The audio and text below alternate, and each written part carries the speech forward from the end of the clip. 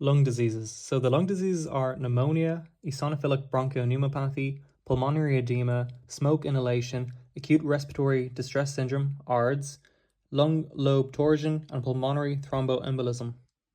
Pneumonia is divided into infectious pneumonia and aspiration pneumonia. Infectious pneumonia is caused by bacteria, viruses, and funguses. The viruses are E. coli, Bordetella, Pasteurella, and Mycoplasma. The signs are fever, dyspnea, productive cough or a wet cough, nasal discharge, crackles, and wheezes. For the diagnosis, do a radiography and you'll see an alveolar pattern or a bronchoalveolar lavage for culture. The treatment is antibiotics guided by culture, oxygen, nebulization, and bronchodilators. For aspiration pneumonia, the cause is inhalation of foods, fluids, or gastric content, in the case of megaesophagus or regurgitation. The signs are acute respiratory distress, cough, and fever. For the diagnosis, do radiography. You can see cranial ventral distribution. And for the treatment, have oxygen, a broad spectrum of antibiotics, supportive care, and avoid corticosteroids and cough suppressants. For eosinophilic bronchopneumopathie, the cause is immune-mediated inflammation with eosinophilic infiltration. It is common in huskies, and the signs are cough, dyspnea, and nasal discharge. For the diagnosis, do a bronchoalveolar lavage and you'll see eosinophilia, and radiography you'll see bronchointerstitial patterns. For the treatment, have long-term glucocorticoids such as prednisolone. For pulmonary edema, it can be cardiogenic or non-cardiogenic. If it's cardiogenic, it's left-sided congestive heart failure, and if it's non-cardiogenic, it can be ARDS, trauma, sepsis, or neurogenic in the case of a head injury. The signs are dyspnea, crackles, frothy nasal discharge, and cyanosis. In the diagnosis, you use radiography and you'll see an interstitial or alveolar pattern.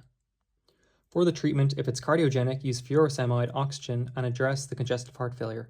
If it's non-cardiogenic, have oxygen, sedation using acepromazine, and treat the underlying cause. For smoke inhalation, the cause is exposure to smoke, carbon monoxide, heat, and toxins, such as cyanide. The signs are dyspnea, carbonaceous nasal discharge, burns, and hypoxemia. For the diagnosis, look at the history, clinical signs, arterial blood gas, and carboxyhemoglobin levels. For the treatment, have oxygen therapy, IV fluids, bronchodilators, and monitor for secondary infection.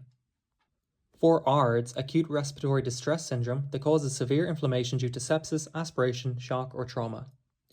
In the pathophysiology, we can see non-cardiogenic pulmonary edema from increased capillary permeability.